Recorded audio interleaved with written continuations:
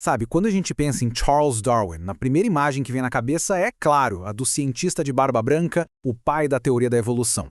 Mas e se eu dissesse que uma das experiências que mais mudou a vida dele não aconteceu num laboratório, mas sim aqui mesmo no Brasil?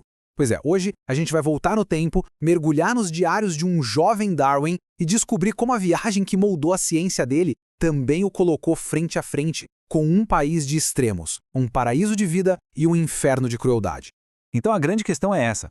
O que foi que esse jovem naturalista, que veio de uma família com ideias abolicionistas super fortes, viu aqui no Brasil que o abalou de uma forma tão profunda? Como a gente vai ver, a resposta não está só na natureza exuberante, mas em como o horror que ele testemunhou se conectou, de um jeito surpreendente, com o futuro das suas ideias científicas. E é muito importante a gente ter esse número em mente. Ele tinha só 22 anos. Pensa só, 22 anos quando ele embarcou no navio HMS Beagle, lá em 1831. Ele estava longe de ser aquela figura icônica que a gente conhece hoje. Era um garoto curioso, prestes a ter a visão de mundo dele virada de cabeça para baixo. E a nossa história começa pra valer em 1832, quando o Beagle ancora no Brasil. Para o jovem Darwin foi como pisar em outro planeta. Ele já tinha lido sobre as florestas tropicais nos livros, claro, mas o que ele encontrou, nossa, superou qualquer relato, qualquer imaginação. Ele descreveu esse sentimento com uma frase que eu acho incrível. A mente é um caos de deleite. Dá pra sentir a força disso? Ele não estava só observando, ele estava em êxtase, completamente sobrecarregado. É a mente de um cientista tentando processar uma avalanche de beleza, de informação, de vida que ele nunca tinha visto antes. Vamos entender um pouco melhor o que ele quis dizer com isso. Para ele, aquilo era o paraíso na Terra, um laboratório vivo pulsando na frente dele. E a comparação que ele faz é simplesmente fantástica. Ele diz que o cenário brasileiro era tipo uma visão das Mil e Uma Noites, só que com a vantagem da realidade. Para um cientista que depende da observação, essa vantagem era tudo. Era um conto de fadas que ele podia tocar, cheirar, estudar. Era real. E aqui a gente vê em detalhes o que o deixou maluco. Não era só o visual, sabe? Ele descreve a exuberância da vegetação, a beleza das flores, mas também o barulho alto dos insetos. Era como se cada sentido dele estivesse sendo bombardeado ao mesmo tempo. Ele chegou a escrever que esse tipo de prazer, essa sensação de descoberta pura, um naturalista provavelmente só sente uma vez na vida. Só que, por trás de todo esse paraíso natural, Darwin começou a perceber uma realidade muito, mas muito mais sombria. Uma verdade brutal sobre como aquela sociedade funcionava. E o que ele viu ali por baixo da superfície chocou ele de um jeito que ele nunca mais ia esquecer.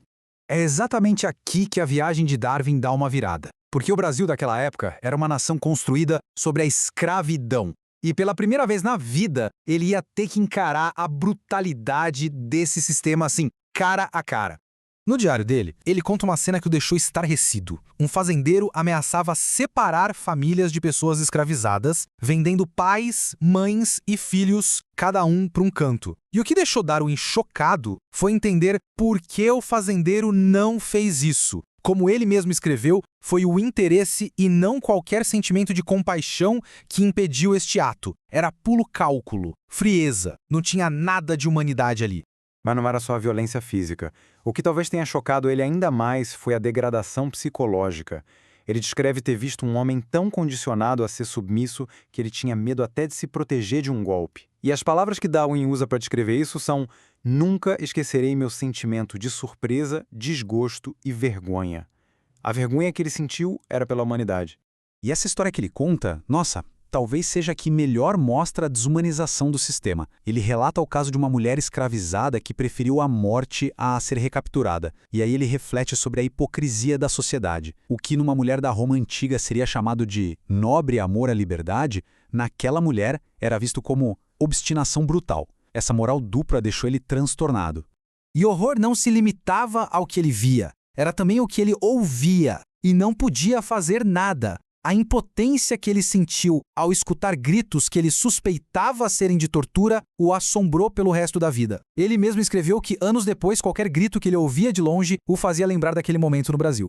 Ok, mas de onde vinha essa reação tão intensa dele? Para entender isso, a gente precisa voltar um pouquinho no tempo para dentro da casa do Darwin. Porque a oposição dele à escravidão não nasceu no Brasil, ela foi forjada em casa, gerações antes dele.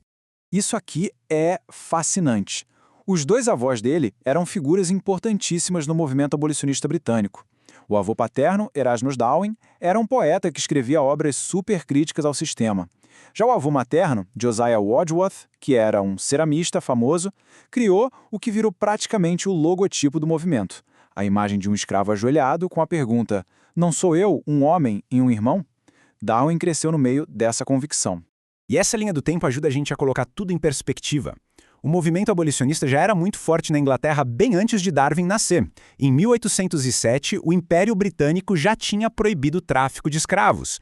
Então imagina o choque cultural. Em 1832, ele chega no Brasil e vê com os próprios olhos uma realidade que no país dele já era considerada um crime.